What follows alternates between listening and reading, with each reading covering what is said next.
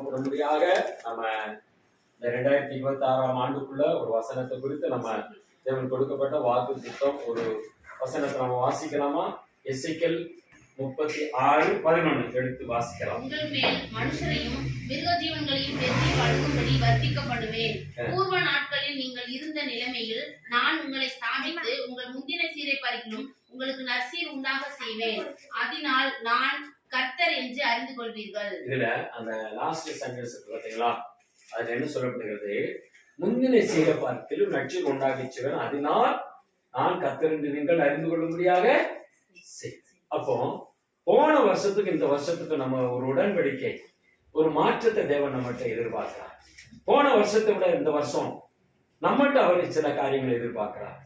நம்ம எதிர்பார்ப்போம், என்ன எதிர்பார்ப்போம்? போன வருஷத்துக்கு 2 வருஷம் ரொம்ப நல்லா இருந்தா நல்லது, நமக்கு அது கிடைச்சா நல்லா இருக்கும், இது கிடைச்சா நல்லா இருக்கும். போன வருஷத்துல அது கிடைக்கல, இது கிடைக்கல, இந்த நன்மைகளை நம்ம பார்க்கல, இந்த காரியங்கள் நமக்கு நடக்கல, அப்படின்னு சொல்ல சில காரியங்கள் நமக்கு எதிர்பார்ப்புகள் இருக்கலாம். அப்போ இந்த ஆண்டு முந்தின சீரை பார்க்கிறேன் நற்சீர் உண்டாகிச்சுவேன், அதனால் நான் கர்த்தர் என்று நீங்கள் அறிந்து கொள்வீர்கள். அப்போ போன வருஷத்தை விட இந்த வருஷம் நல்ல ஆசீர்வாதத்தை நம்ம எதிர்பார்க்கிறதை இந்த வாக்குத்தத்திலிருந்து நமக்கு சில காரியங்களை தேவன் கற்றுக் கொடுக்க விரும்புகிறார். நம்மளும் எதிர்பார்க்கிற மாதிரி இல்லையா? இப்போ நன்மை தீமை இப்படி சில காரியங்கள் இருக்கு. சிலவங்களுக்கு போன வருஷத்தை விட இந்த வருஷம் நம்ம பொருத்தனை மட்டும்தான் நிறைவேற்றணும். இந்த பொருத்தனை எப்படி நிறைவேற்றுவது? போன வருஷம் வாக்குத்தத்தம் வாங்கி பிரயோஜனப்படல, இல்ல அது பொருத்தனை நிறைவேறல, இப்படி சில குறைபாடுகள் நம்ம மனசுல ஓடிக்கிட்டு. அப்போ இந்த காரியத்தை நம்ம பார்க்கும் பொழுது உபாகமம் 11:12 வாசிக்கும் பொழுது அங்க ஒரு வார்த்தை என்ன சொல்லப்படுகிறதுனா வாசிக்கலாம். அது உன் தேவனாகிய கர்த்தர் விசாரிக்கிற தேசம், வருஷத்தின் துவக்கம் முதல். அவர் விசாரிக்கிற தேவன். ஒரு வாக்குத்தத்தம் வந்துட்டா அதை விசாரிப்பார். இந்த வாக்குத்தத்தை நீங்க எப்படி கடைபிடிச்சீங்க, இந்த வாக்குத்தத்தை உங்களுக்கு நீங்க என்ன எதிர்பார்க்கிறீங்க இந்த வாக்குத்தத்திலிருந்து அப்படின்னு சொல்லி நம்ம எதிர்பார்த்து வாசிக்கலாம். வருஷத்தின் துவக்கம் முதல் வருஷத்தின் முடிவு மட்டும் எப்பொழுதும் உன் தேவனாகிய கர்த்தரின் கண்கள் அதின் மேல் வைக்கப்பட்டிருக்கும். பாருங்க, வருஷம் தொடக்கம் முதல் கடைசி வரை அந்த வசனத்து மேல அவர் கவனமா இருப்பாராம். எப்படி இருப்பாரு? வாக்குத்தத்தை கொடுத்தவர் இந்த வசனம் நிறைவேறுவதற்கு இவங்க என்ன எதிர்பார்க்கிறாங்க அப்படின்னு சொல்லி அந்த கொடுத்த வாக்குத்தத்தை உற்று கவனித்துக் கொண்டே இருப்பார். இந்த வசனத்தை இவங்க எப்படி கடைபிடிக்கிறாங்க, இந்த வசனத்துக்கு இவங்க தகுதி உள்ளவங்களா தகுதி இல்லாதவங்களா எப்படின்னு சொல்லி நம்முடைய சுபாவங்களை அவனை எதிர்பார்க்கிறவரா இருக்கலாம். அப்படி பார்க்கும் பொழுது வேதத்தில் சில காரியங்களை அடையாளமா நம்ம பார்க்கலாமே. அதுல 1 ராஜாக்களின் புஸ்தகம் 17ஆம் அதிகாரத்திலிருந்து 8வது வசனத்தில் வாசிக்கும் பொழுது, கர்த்தருடைய வார்த்தை அவனுக்கு உண்டாயிற்று. அவர், நீ எழுந்து சீதோனுக்கு அடுத்த சாரிபாத் ஊருக்கு போய் அங்கே தங்கியிரு, உன்னை பராமரிக்கும்படி அங்கே இருக்கிற ஒரு விதவைக்கு கட்டளையிட்டேன் என்றார். அப்படியே அவன் எழுந்து சாரிபாத்துக்கு போனான். அந்த பட்டணத்தின் ஒளிமுக வாசலுக்கு அவன் வந்த போது அங்கே ஒரு விதவை விறகு பொறுக்கி கொண்டிருந்தாள். அவன் அவளை பார்த்து கூப்பிட்டு, நான் குடிக்கிறதற்கு கொஞ்சம் தண்ணீர் ஒரு பாத்திரத்தில் எனக்கு கொண்டு வா என்றான். கொண்டு வர அவள் போகிற போது அவன் அவளை நோக்கி கூப்பிட்டு, கொஞ்சம் அப்பமும் உன் கையிலே எனக்கு கொண்டு வா என்றான். அதற்கு அவள், பானையில் ஒரு பிடி மாவும் களையத்தில் கொஞ்சம் எண்ணெயுமே அல்லாமல் என்னிடத்தில் ஒரு அடியும் இல்லை என்று உம்முடைய தேவனாகிய கர்த்தருடைய ஜீவனை கொண்டு சொல்கிறேன். இதோ நானும் என் குமாரனும் சாப்பிட்டு செத்து போக அதை எனக்கும் அவளுக்கும் ஆயத்தப்படுத்துகிறதுக்கு 2 விறகு பொறுக்குகிறேன் என்றாள். அப்பொழுது எலியா அவளை பார்த்து, பயப்படாதே, நீ போய் உன் வார்த்தையின்படி ஆயத்தப்படுத்து, ஆனாலும் முதல் அதிலே எனக்கு ஒரு சிறிய அடையை பண்ணி என்னிடத்தில் கொண்டு வா, பின்பு உனக்கும் உன் குமாரனுக்கும் பண்ணலாம். கர்த்தர் தேசத்தின் மேல் மழையை கட்டளையிடும் நாள் மட்டும் பானையின் மாவு செலவழிந்து போவதும் இல்லை, கலசத்தின் எண்ணெய் குறைந்து போவதும் இல்லை என்று இஸ்ரவேலின் தேவனாகிய கர்த்தர் சொல்கிறார் என்றான். அவள் போய் எலியாவின் சொற்படி செய்தாள். அவளும் இவனும் அவள் வீட்டாரும் அநேக நாள் சாப்பிட்டார்கள். கர்த்தர் எலியாவை கொண்டு சொன்ன வார்த்தையின்படியே பானையிலே மாவு செலவழிந்து போகவும் இல்லை, கலசத்தின் எண்ணெய் குறைந்து போகவும் இல்லை. அப்போ இந்த இடத்துல வாசிக்கும் பொழுது தேவன் சொல்லுகிற வார்த்தை எலியா கவனமா கேட்டு அந்த சாரிபாத் அந்த தேசத்துக்கு போகும்படியாக கட்டளையிடுகிறார். அப்போ தேவன் சொன்ன வார்த்தைக்கு முதல்ல யார் செவிசாய்க்கிறா? எலியா செவிசாய்ச்சு சொன்ன இடத்துக்கு போறார். அவர் மறுபடியும் கேள்வி எதுவுமே கேட்கல. அப்ப இங்க அங்க போன உடனே அந்த விதவியா அந்த ஸ்திரீ பார்க்கிறார். பார்த்த உடனே இவர் என்ன சொல்றாரு? அந்த அம்மா விறகு பொறுக்கிட்டு இருக்கிறதை பார்க்க மாட்டேங்கிறார். அப்ப இந்த அம்மா கிட்ட இவர் என்ன கேட்கிறாரு? ஒரு கொஞ்சம் குடிக்கிறதுக்கு தண்ணி கொடுங்கன்னு கேட்கிறார். அந்த அம்மா குடிக்க தண்ணி கேட்கிறாங்கன்னு எடுக்க போகும்போது இவர் சொல்றாரு, அம்மா நீங்க வரும்பொழுது ஒரு காரியம் கூட செய்யுங்க, என்ன செய்யுங்க, ஒரு சின்ன அடையை சுட்டு எங்களுக்கு கொண்டு வாங்களேன் அப்படின்னு சொல்றேன் அப்படின்னு கேட்கிறாங்க. அப்ப அந்த அம்மா சொல்லுது, ஐயா என்கிட்ட இருக்கு கொஞ்சம் மாவும் கொஞ்சம் எண்ணெய் தான், அதுல நானும் என் பிள்ளையும் சாப்பிட்டு செத்து போறதுக்கு 2 பிறகு பிறக்கிட்டு இருக்கேன் அப்படின்னு தன்னுடைய கஷ்டத்தை சொல்லுறான். அப்ப இதனுடைய அர்த்தம் என்ன அப்படின்னு பார்க்கும் பொழுது, இந்த அம்மாவுக்கு அடுத்த நேரம் சாப்பாட்டுக்கு வழி இல்லை.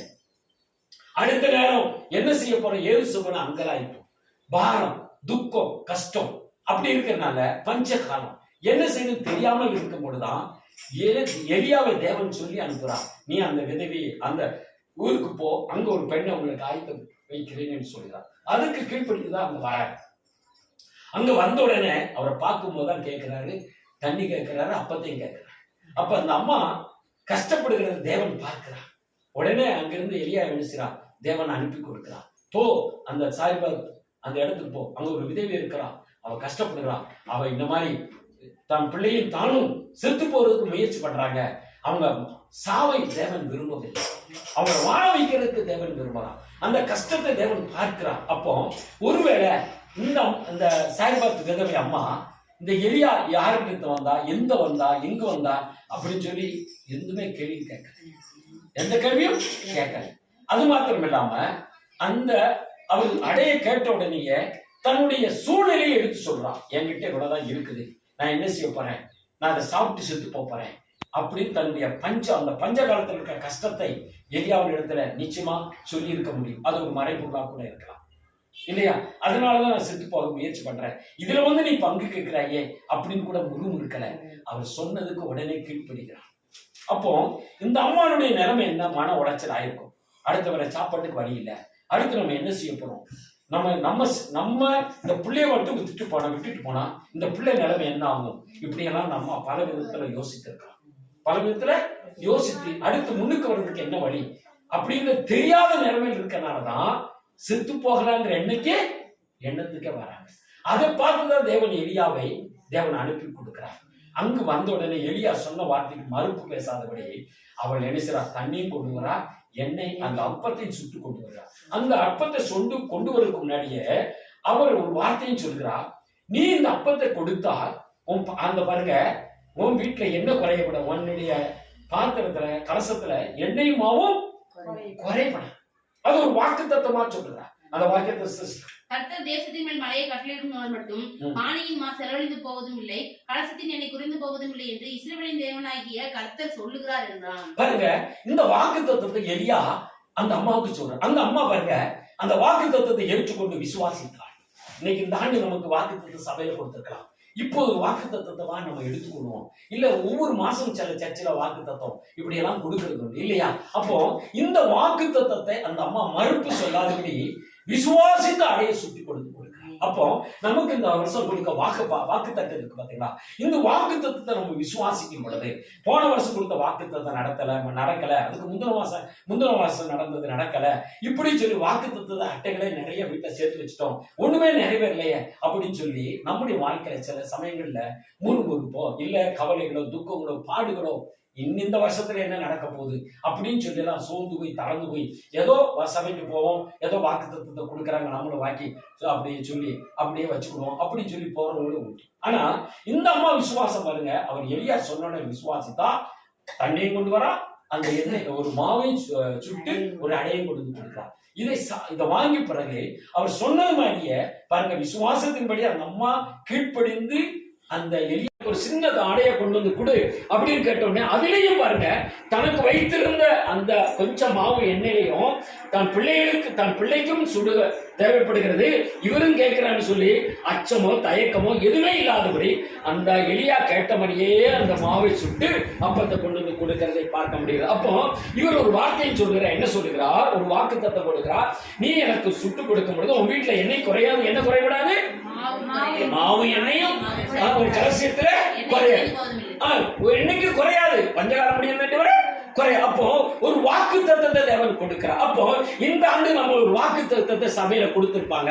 அப்ப எலியா சொன்ன அந்த வாக்கை அந்த அண்ணா சாரிபாத் அந்த விதமா அந்த அம்மா என்ன செஞ்சது, அந்த வயதான நிலைமையில அந்த பஞ்ச சூழ்நிலையிலும் அவங்க கஷ்டத்தின் சூழ்நிலையிலும் அந்த வாக்கு தத்தத்தை எனக்காக சொன்னாரே, நம்ம அடை சுட்டு கொடுத்தா நம்முடைய எண்ணெய் மாவும் குறைவராதுன்னு சொன்னாரே, அப்ப இந்த வாக்கு தத்தம் நிறைவேறும் என்று சொல்லி அந்த அம்மாவுக்கு முதல்ல விசுவாசம் வந்தது. தனக்கு பஞ்சமாக இருந்தாலும், வீட்டுல அப்பமே குறைஞ்சு போயிருந்தாலும், எண்ணெயே குறைஞ்சிருந்தாலும், அப்பம் சுடுறதுக்கு மாவு குறைஞ்சிருந்தாலும், பஞ்சம் இந்த தரித்திரத்திலையும் பாருங்க அந்த அம்மா தேவனுடைய அந்த எலியா சொன்ன வாக்கு தத்தத்தை நம்புகிறார். நம்மளும் இன்னைக்கு இந்த ஆண்டு வாக்கு தத்தத்தை தேவன் நமக்கு கொடுத்திருக்கிறார். இந்த வாக்கு தத்தம் எப்படி இருக்குமோ, போன வருஷம் கஷ்டப்பட்டாமே, துக்கப்படுத்தாமே, இல்ல அது இல்ல இது இல்ல அது நடக்கல இது நடக்கல, நம்ம காரியங்கள்லாம் இப்படி இருக்கு இப்படி இருக்கு, தரித்திரம் இருக்கு, கடன் தொல்லை தீரல, இல்ல குடும்பத்துல கஷ்டம் தீரல, குடும்பத்துல பல பிரச்சனைகள் ஓடும், இதெல்லாம் எப்ப தீரப்போதோ என்று சொல்லி அந்த அம்மா எப்படி ஒரு அடுத்த நாள் சாப்பாட்டு கஷ்டப்படுவது போல நமக்கு சில ஏக்கங்கள் நம்முடைய வாழ்க்கையை எதிர்பார்த்து கொண்டு இருக்கலாம். ஆனா தேவன் கொடுத்த வாக்குத்தத்தத்தை பாருங்க, சாரிபாத் விதவிய அந்த எலியா சொன்ன உடனே அங்கு வருகிறார். அவர் சொன்ன வாக்கை அவர் விசுவாசித்தார். யார்? அந்த அம்மா விசுவாசிக்கிறார். வீட்டுல நீ எனக்கு எண்ணெயும் என்ன செய்யாது, ஒரு மாவு சுட்டு கொடு, ஒரு சின்ன அடையை சுட்டு கொடுத்தா மாவு எண்ணெய் உங்க வீட்டுல என்ன செய்யாது குறைபடாது. அந்த அம்மா விசுவாசித்தார். அப்போ வாக்கு தத்தத்தை விசுவாசிக்கும் பொழுது என்னுடைய வாழ்க்கையிலும் அந்த அம்மா எப்படி விசுவாசித்தாலோ அதே மாதிரி கீழ்ப்படிந்து அந்த அம்மா எலியா யாருக்கு தேவன் சொன்ன வார்த்தைக்கு கீழ்ப்படிந்த, மறுப்பே சொல்லல கேட்கல. அங்க போனா எனக்கு சாப்பாடு கிடைக்குமா, தங்க இடம் கிடைக்குமா, எதுவுமே இல்ல. ஆனா அவர் ஆயத்தப்படுத்தி வைத்திருக்கிறார். அப்போ தேவனுடைய வார்த்தையை நமக்கு ஒரு தேவதாசன் கொண்டு வந்தாலோ, சபையின் மூலமா வந்தாலோ, இல்ல தேவனே நமக்கு கொடுத்தாலோ, அதை விசுவாசிக்கும் பொழுது அடுத்த ஸ்டெப் நமக்கு ஆயத்தமாக தேவன் வைத்திருக்கிறார் என்பதை எலியாவுக்கு கற்றுக் கொடுத்ததை நம்மளுக்கு கற்றுக்கொள்ள முடிகிறது. அப்போ எலியா தேவனுக்கு கீழ்ப்படிந்தார். இவர் சொன்ன அந்த எலியா சொன்ன வார்த்தை கேட்டு அந்த சாரிபாத் விதவையை கீழ்ப்படிந்து ஒரு அப்பத்தை சுட்டு வந்து கொடுக்கிறார்.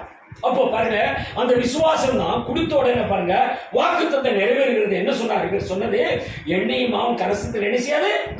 அப்போ பஞ்சகாலம் முழுதும் அவர்களும் குடும்பத்தாரும் அப்படித்தானே போட்டிருக்கு, அவளும் இவனும் அவள் வீட்டாரும். அப்ப என்னது வீட்டார்? அப்ப இவங்க ரெண்டு பேரும் மாத்திரம் இல்ல, அவங்களை சுற்றி ஒரு குரூப்பே இருக்கு. அப்ப அவ்வளவு பேர் சாப்பிடுற அளவுக்கு அந்த எண்ணெய் மாவு எதுல குறைபடல, அந்த வீட்டுல குறைபடல, மாவுல எண்ணெய் மாவு அந்த பாத்திரத்துல குறையவில்லை. அப்போ நம்முடைய வாழ்க்கையிலையும் தேவன் சொல்ற வாக்குத்தத்தத்தை விசுவாசித்து கீழ்ப்படியும் பொழுது எதிர்த்து கேள்விகள் கேட்காதபடி, அதுக்கு மறுப்பு முறுப்போ இல்லைன்னா முறுமுறுத்தோ எரிச்சல் போட்டோ, இல்லைன்னா இந்த வாக்குத்தத்தம் வருஷம் நம்ம பெறுறோமே என்ன நடந்திருக்குன்னு சொல்லி வாக்குத்தத்தை அசட்டை பண்ணும் பொழுது அது நம்முடைய வாழ்க்கையில தினசி அது நடைபெறதுக்கு வாய்ப்பே கிடையாது. இந்த அம்மா வீட்டுல என்ன பொருளாதாரம் பெருகிச்சு, என்ன பெருகிச்சு, எண்ணெய் மாவும் குறையல, சந்தோஷம் சமாதானம் இழந்து போய் அந்த அம்மா தற்கொலைக்கு செத்து போலான்னு எண்ணிக்கொண்டிருந்தா அந்த அம்மா வாழ்க்கையில என்ன இருக்காது, சந்தோஷம் சமாதானம் நிம்மதியும் இருந்திருக்க வாய்ப்பே இல்ல. ஆனா இந்த வார்த்தை எலியா சொன்ன உடனே அவங்க வாழ்க்கையில எண்ணெய் மாவும் குறையாதபடி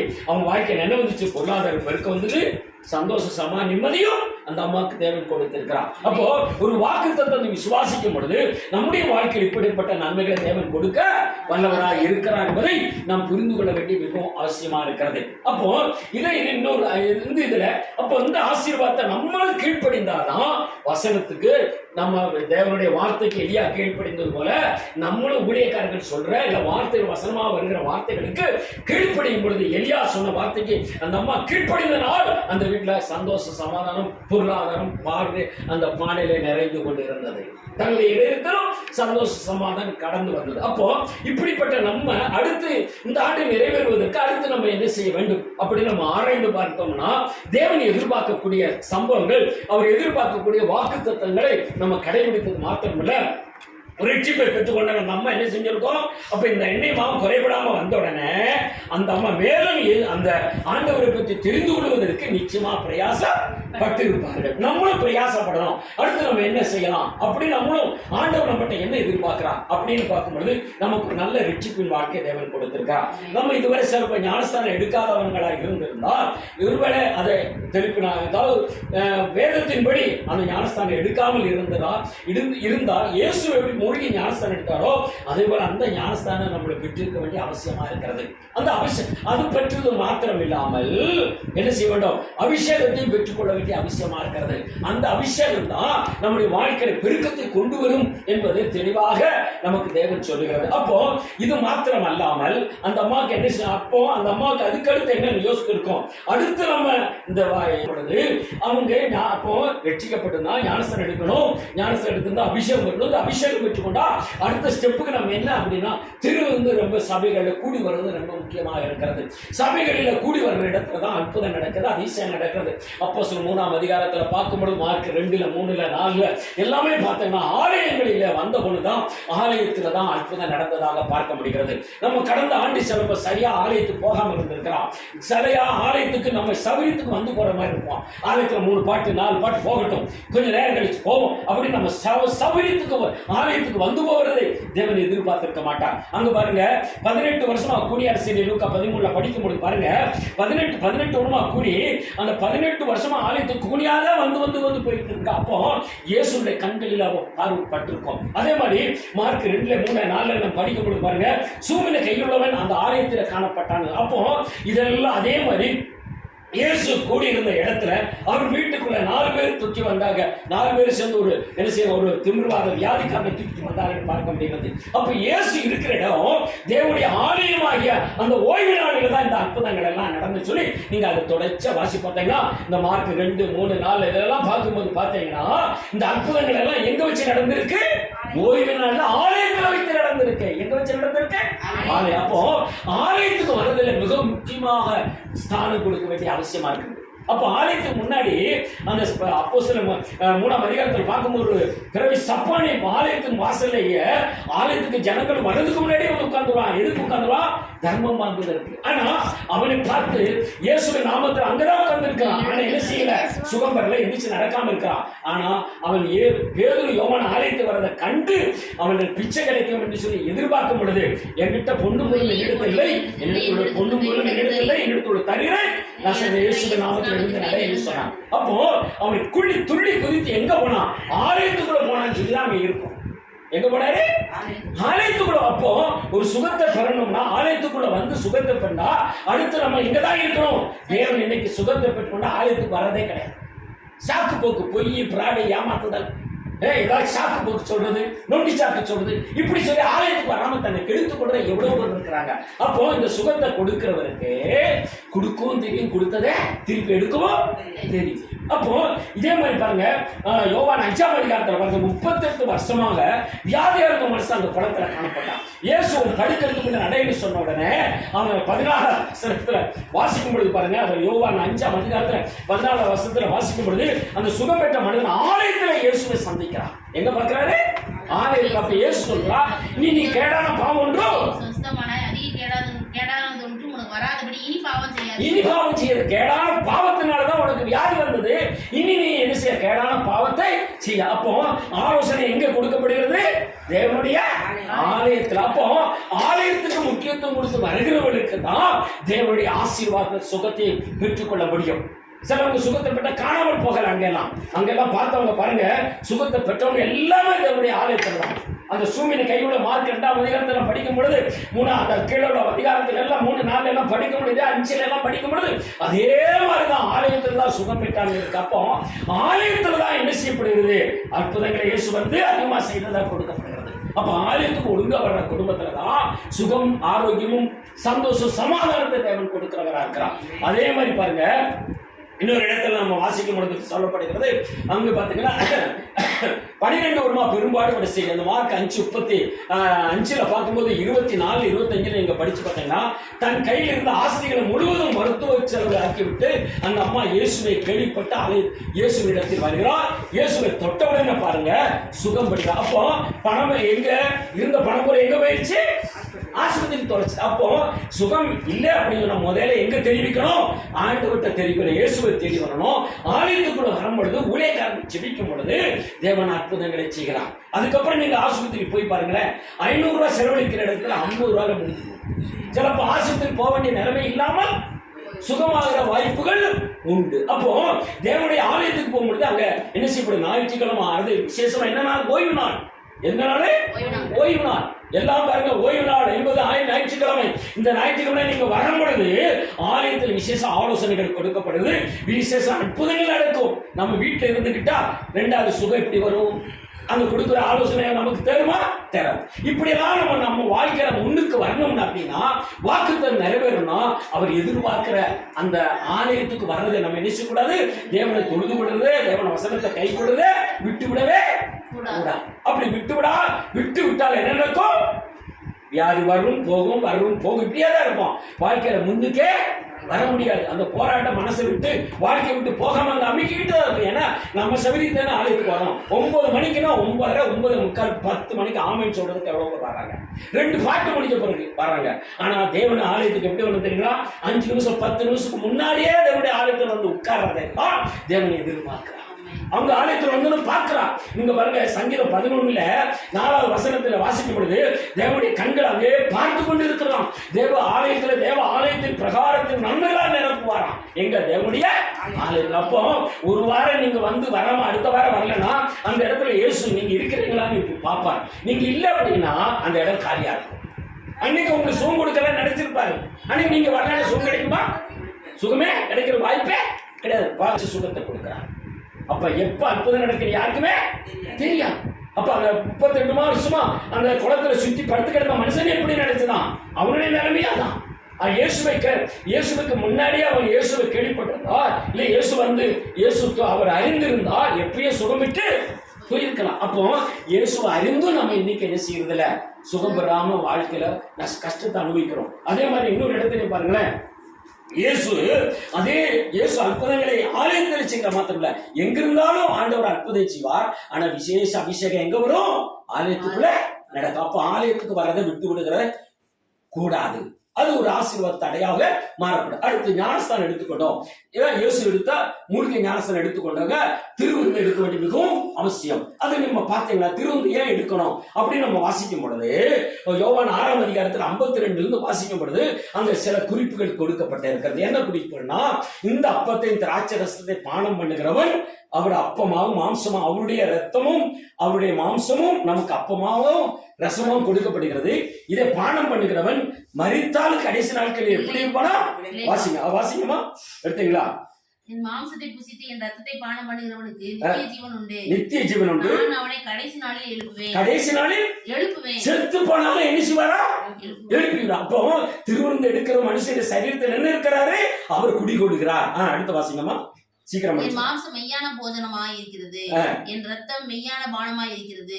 என் மாம்சத்தை புசித்து என் ரத்தத்தை பானம் பண்ணுகிறவன் என்னிலே நிலைத்திருக்கிறான், நானும் அவனிலே நிலைத்திருக்கிறேன். ஜீவனுள்ள பிதா என்னை அனுப்பினது போலவும் நான் பிதாவினால் பிழைத்திருக்கிறது போலவும் என்னை புசிக்கிறவனும் என்னாலே பிழைப்பான். வானத்தில் இருந்து அப்பம் இதுவே, இது உங்கள் பிதாக்கள் புசித்த மன்னாவை போல அல்ல, அவர்கள் மரித்தார்களே. இந்த அப்பத்தை புசிக்கிறவனோ என்றென்றைக்கும் பிழைப்பான் என்றார். கப்பர்நகூமிலே ஜெபாலி. அப்போ இந்த அப்பத்தை புசிக்கிறவன் என்னென்றைக்கும், அப்ப செத்து போனாலும் நமக்கு ஒரு மறுஜீவன் இருக்கிறது. பாத்தீங்களா? பரவராஜ்யத்துக்கு போறதுக்கு இது மிக மிக மிக முக்கியமா இருக்கிறது. திருவிருந்தை மிஸ் பண்ணக்கூடாது. அப்பம் விற்கிறதை மிஸ் பண்ணக்கூடாது. சிலவங்க அப்பம் விற்கிறதுக்கு மட்டும் வாரத்துல மாசத்துல அன்னைக்கு மட்டும் உள்ள நுழைவுகள் இருப்பாங்க. என்னுடைய கண்ட்ரோல் எல்லாம் தெரியுங்களா? வாரத்துல மாசத்துல 4 வாரம் வருது இல்ல, ஒரு வாரம் ஏதோ ஊருக்கு தப்பி தவறி போயிட்டீங்கன்னா நீங்க கண்டிப்பா வேற ஒரு சர்ச்சுக்கு எங்கேயாவது அட்டன் பண்ணி இருக்கணும். இல்ல படுக்கை விட்டு எந்திரிச்சே நடக்க முடியாத நிலைமை இருக்கேன் அப்படின்னு ஆலயத்துக்கு வராம இருக்க, என் நிலைமை அப்படி எந்திரிச்சே காலம் இட்டு வைக்க முடியல அப்படின்னு நிலைமையில இருந்தா ஏற்றுக்கொள்ளப்படும். அதே மாதிரி வீட்டுக்குள்ளே இருந்துகிட்டு ஊருக்குள்ளே இருந்துகிட்டு ஆலயத்தையும் கட்டடிச்சுட்டு திருவிருந்தையும் கட்டடிச்சுட்டு பொழியும் பிராடும் புத்திராட்டம் வெளியே செஞ்சுட்டு இங்க வந்து திருவந்தரம் பங்கு கொள்றவனுக்கு நிலைமை என்னன்னு தெரியுங்களா? அதே 1 கொரிந்தியர் 11ஆம் அதிகாரத்துல 27 நீங்க வாசித்து பார்த்தீங்கன்னா ஆண்டவர் சொல்கிறார், தன்னை சோதித்து பார்த்து இருக்க கடவான். இதுல ஒருத்தர் அபாத்திரமாக பானம் பண்ணுகிறவனுக்கு என்ன நடக்கும்னு சொல்லப்படுகிற வாசிக்கலாமா? 1 கொரிந்தியர் 11 இது கண்டிப்பா தெரிஞ்சிருக்கணும். 11, 27, 28 வாசிக்கலாம். 1 கொரிந்தியர்.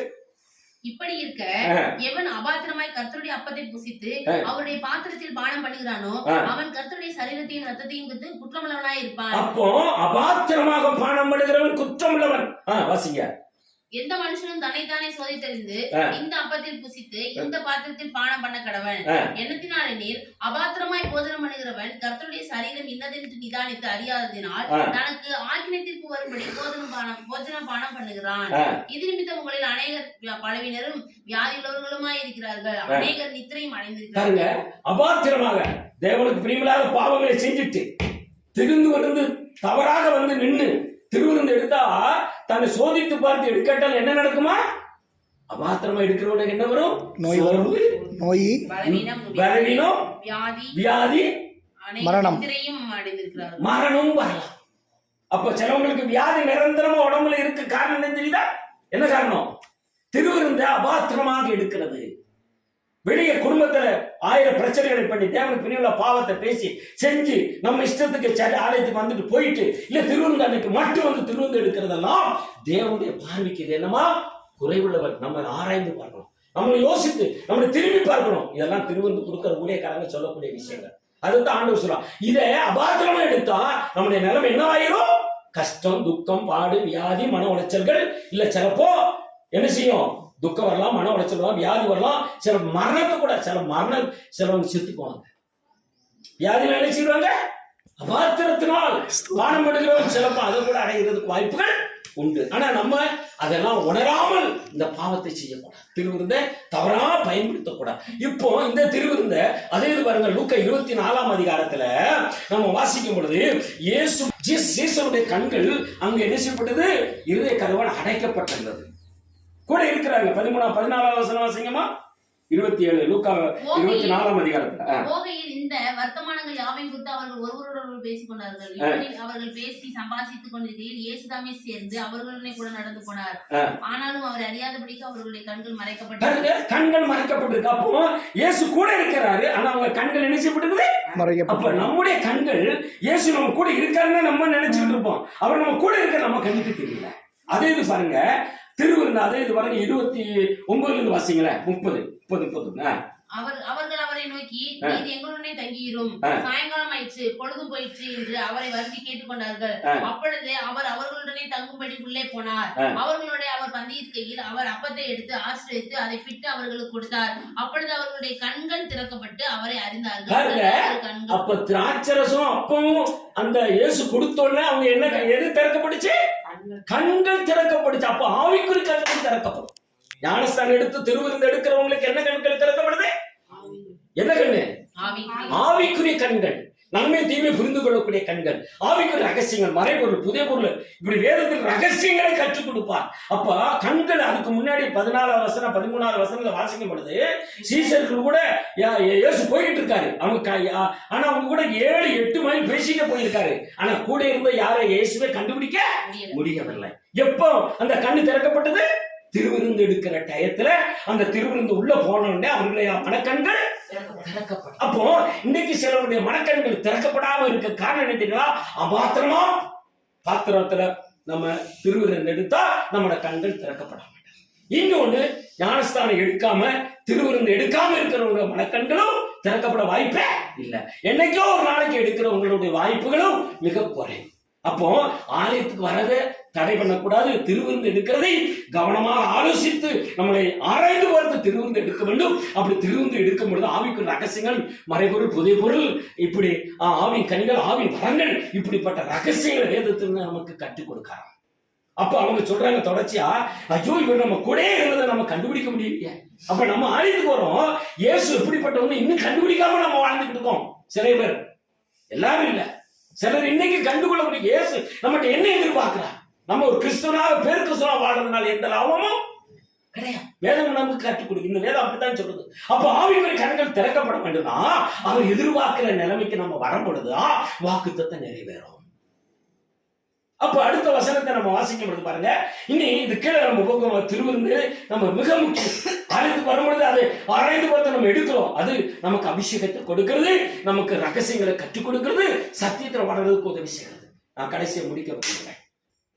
இதெல்லாம் சொன்னாலுமே ஆலை வேத வசனம் சொல்லுகிறதுக்கு அந்த அம்மா, அந்த சாரபத்து அந்த ஸ்ரீயானவள் என்ன எலிசாவோட வார்த்தை கீழ்ப்படிந்தார். அப்போ வசனம் என்ன சொல்லுதோ அதுக்கு நம்ம கீழ்ப்படிந்து நடக்கிறது மிக அவசியம். பிரசங்கி 4:2 வாசிக்கும் பொழுது அங்க ஒரு வசனம் கூட என்ன செயல்படுகிறது, ஆலயத்துக்கு வந்தாலும் சிலவங்க கவனம் இல்லாம இருக்கிறாங்க, சத்தியத்தை கேட்கறதுல கவனம் இல்லை. அங்கு எபிரேயர் 4:2 வசனத்தை வாசிக்கும் பொழுது அங்கே அதே மாதிரி சொல்லப்படுது. வாசிக்கலாமா? 4:2 எபிரேயர் 4:2. இன்னொருத்தங்க 2:4 புஸ்தகம் 33 அதிகாரத்துல சுவிசேஷம் அவர்களுக்கு அறிவிக்கப்பட்டது போல நமக்கும் அறிவிக்கப்பட்டது. கேட்டவர்கள் விசுவாசம் இல்லாமல் கேட்டபடியினால், விசுவாசம் இல்லாமல் கேட்டபடியினால், பிரசங்கத்தை சரியா விசுவாசம் நம்பிக்கை இல்லாமல் கேட்டபடியினால் அவர்கள் கேட்ட வசனம் அவர்களுக்கு பிரயோஜனப்படலை. கேட்ட வசனம் என்ன செய்யாது, பிரயோஜனம் இல்லை. நம்ம சபைக்கு வரோம், ஆலயத்துக்கு வரோம், வசனத்தை கவனமா கேட்டு இது என்ன சொல்லுது, நம்மளை சரி பண்றதுக்கு நம்மகிட்ட என்ன குறை குற்றங்கள் இல்ல, எப்படி நன்மையை பெற்றுக்கொள்ள ஆலோசனை கொடுக்கறத கவனமா கேட்க வேண்டும். கவனம் இல்லாம கேட்டா அவங்களுக்கு பிரயோஜனமே இல்ல. ஆலயத்துக்கு வந்து எந்த பிரயோஜனம், பரலோக ராஜ்யத்துக்கு தேவ ராஜ்யத்துக்கு போகணும் முடியாது. அது 2:4 புஸ்தகம் 33 அதிகாரம் 10வது வசனத்தை நீங்க வாசிக்கும்போது அங்க மனோசான ஒரு மனிதனை பார்க்க முடியுது. அவன் தேவனுடைய ஆண்டவரை பத்தி நிறைய அவங்க அப்பா கர்த்தர் மனாசேயோடும் அவனுடைய ஜனத்தோடும் பேசின போதிலும் அவர்கள் கவனிக்காதே போனார்கள். கவனிக்காமல் போனாங்க. கர்த்தர் வந்து பேசுறாரு, அவங்க என்ன செய்யறாரு, மனசை கவனிக்கல.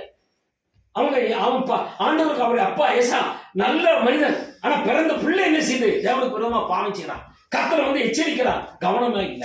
என்ன இல்ல, கவனம் இல்ல. கவனம் இல்லாம போனபடினா அவனை கட்டி இழுத்து சங்கிலா இழுத்து எதிரிகள் கொண்டு போகும்போது அந்த வேதனையை சகிக்க முடியாமல் தேவனை நோக்கி கெஞ்சி காத்திருக்கிறான், ஆண்டவரே என்ன மன்னிச்சுக்கோங்க, ஏற்றுக்கொள்ளும் சொல்லும் பொழுது அதுல 16வது வசனத்துல 15-16 வாசிங்க சிஸ்டர். கர்த்தருடைய ஆலயத்திலிருந்து அந்நிய தேவர்களையும் அந்த விக்கிரகத்தையும் எடுத்து போட்டு கர்த்தருடைய ஆலயமும் உள்ள மலையிலும் எருசலேமிலும் தான் கட்டியிருந்த எல்லா பலிபீடங்களையும் அகற்றி பட்டணத்திற்கு புறம்பாக போடுவித்து கர்த்தருடைய பலிபீடத்தை செப்பனிட்டு அதன் மேல் சமாதான பலிகளையும் ஸ்தோத்திர பலிகளையும் செலுத்தி இஸ்ரவேலின் தேவனாகிய கர்த்தரை சேவிக்க வேண்டும் என்று சொல்லி கட்டளையிட்டான். யூத ஜனங்கள் அப்போ நம்ம பெற்றுக்கொண்ட நன்மைய எங்க போய் சொல்லணும், வெளியே போய் சொல்லணும்.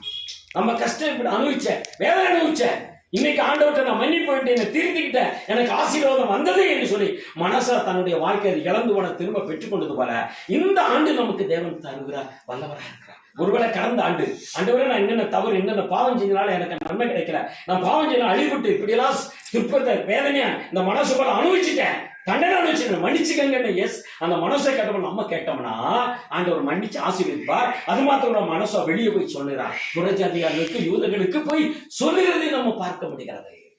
தான் பெற்றுக்கொண்ட நன்மை யூத ஜனங்களுக்கு சொன்ன நிம்மளும் இப்ப நமக்கு இங்க கிராமத்துக்கு போறோம் பாத்தீங்களா, இங்க போன வருஷம் இந்த வருஷம் நம்ம வாழ்க்கையில பெற்றுக்கொண்ட நன்மையை சொல்றதுக்கு தான் நம்ம வெளியே போகணும். இந்த கிராமம் எதுக்கு போறோம், மற்றவங்களுக்கு பெற்றுக்கொண்ட நன்மையை சொல்றதுக்கு தான். அப்போ அந்த எலியாவுடைய வாழ்க்கையில தேவன் கொடுத்த ஆலோசனையை எலியா கேட்டு அப்படியே கீழ்ப்படிஞ்சு அங்க வந்து சாரிபாத்து விதவிக்கு சொன்ன அவன் கீழ்ப்படிந்தது போல அவளுடைய வாழ்க்கையில அந்த அம்மாவுடைய வாழ்க்கையில அப்பம் தண்ணீர் எண்ணெய் மாவும் குறைபடல, சந்தோஷம் சமாதானம் நிம்மதி கிடைச்சது போல நமக்கும் நிம்மதியை சந்தோஷத்தை கொடுக்க தேவன் வல்லவராக இருக்கிறார்.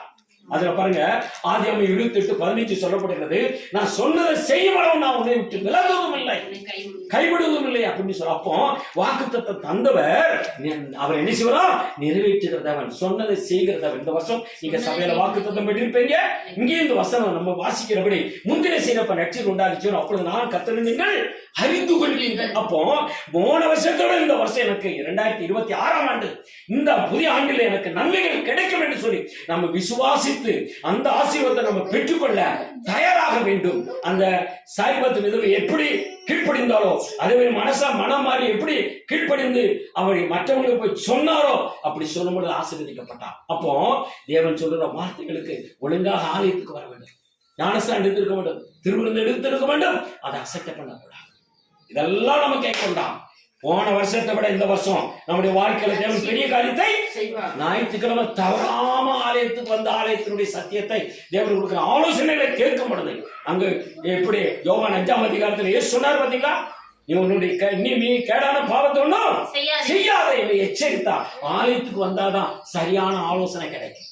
நம்மகிட்ட குறைகள் குற்றங்கள் நன்மைகள் ஆசீர்வாதங்களை குறித்து போதிக்கும் பொழுது அது நமக்கு நன்மையாக மாறும். இந்த ஆண்டு நம்முடைய 26ஆம் ஆண்டு அவர் சொன்ன வாக்குத்தத்தை நிறைவேற வல்லவராக நம்மளை மாற்றும் பொழுது அவர் எதிர்பார்க்கிற மாறும் பொழுது அவர் நமக்கு கொடுக்க வல்லவராக இருக்கிறார். கண்களை மூடி நம்ம ஜெபிக்கலாம். ஆண்டவரே, நீர் கொடுத்த வாக்கு தத்துவங்களுக்காக நாங்கள் நன்றி செலுத்துறோம் ஆண்டவரே, நன்றி செலுத்துறோம் ஆண்டவரே. ஸ்தோத்திரம். இந்த நாளில் நீர் சபா இந்த ஆண்டு எங்களுக்கு கொடுக்கிற வாக்கு தத்தங்கள் நீர் சொன்னதை செய்கிறதவன் அல்லவா நாங்கள் விசுவாசிக்கிறோம். சொன்னதை செய்யும் அளவு நான் உன்னை விட்டு விலகுகளை கைவிடணும் சொன்னதவன் நீர் எதிர்பார்க்கிற மாதிரி நாங்கள் ஜீவிக்கும் பொழுது ஆண்டவரே, எலியா ஆண்டவரே தேவனுடைய வார்த்தை கீழ்ப்படிந்தா. அவர் சொன்னதை சாரிபாத்து விதவை கீழ்ப்படிந்தா. அவர் வீட்டில் பொருளாதார அப்பம் தண்ணீர் எண்ணெய் மாம் சந்தோஷமா நிம்மதி ஆசீர்வாதத்தை கொடுத்தேறியா. நாங்களும் விசுவாசிகளா இருக்கிற உங்களுடைய வார்த்தைக்கு கீழ்ப்படிய வேண்டும். தேவனுடைய வார்த்தைக்கு கீழ்ப்படிய வேண்டும். ஆண்டவரே, கீழ்ப்படிந்து நடக்க முடியும் எங்களுக்கு ஆசீர்வாதம். நீர் எதெல்லாம் வேதத்தில் எங்களுக்கு கற்றுக் கொடுத்தாரோ அதெல்லாம் நாங்கள் கேட்டு நடக்கும் பொழுது, ஆலயத்துக்கு வர பொழுது, திருவிருந்து எடுக்கும் பொழுது, ஆண்டவரே சோதனை எல்லாவற்றையும் நாங்கள் கவனமா இருக்கும் பொழுது, உங்களுடைய வார்த்தையை செவிசாய்க்கும் பொழுது எங்களுக்கு நன்மையா இருக்கும். நாங்கள் அதை அசட்டை பண்ணாலோ கவனம் இல்லாமல் கேட்டாலோ எங்களுக்கு ஆசீர்வாதம் இல்லை என்பதை நாங்கள் புரிந்து ஆண்டவர் இந்த ஆண்டிலே நாங்கள் எங்களை சரி செய்து வாழ எங்களுக்கு உதவி செய்யும். நாங்கள் பெற்றுக்கொண்டது மனோசப்பை மற்றவர்களுக்கு யூத ஜனங்களுக்கு அறிவித்தது போல நாங்கள் உங்களை சொல்ல எங்களுக்கு கிருபை தாங்க எங்களை பயன்படுத்தும். உங்களுடைய கிருபையினால் எங்களை நிரப்பும். அந்த ஆவின் கனிகளால் ஆவின் வரங்களை நிரப்பி எங்களை எங்கள் குடும்பங்கள் சந்ததிகளை பிள்ளைகளை ஆசீர்வதிக்கிறாங்க. அன்னைக்கு சப்பா சாரிபாத்து வீட்டுல அப்பா எண்ணெய் மாவும் கலசத்துல குறையாதபடி பஞ்சகாரம் முழுவதும் இருந்தது போல நீ சொன்ன வாக்கு தத்தத்தை அந்த அம்மா விசுவாசம் போல நாங்கள் விசுவாசிக்கிறோம். இந்த ஆண்டு முழுது எல்லாரும் இந்த சப்பா வந்திருக்கிற எல்லா குடும்பங்களிலும் அப்பம் தண்ணீர் எண்ணெய் மாவும் குறைவிடாதபடி ஆசீர்வதி.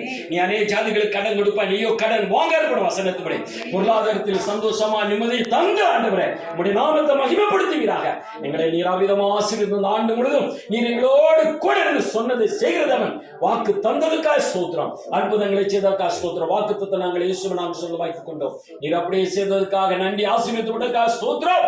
தாழ்த்துகிறோம், விரும்பியாக்குற கன துதி மகிமை சொல்லி இயேசுவின் நாமத்தில் வேண்டுகிறோம் சொன்னாங்க நல்ல பிதாவே. ஆமென் ஆமென். கைகளை தட்டி ஆண்டவருக்கு நன்றி செலுத்தலாமா?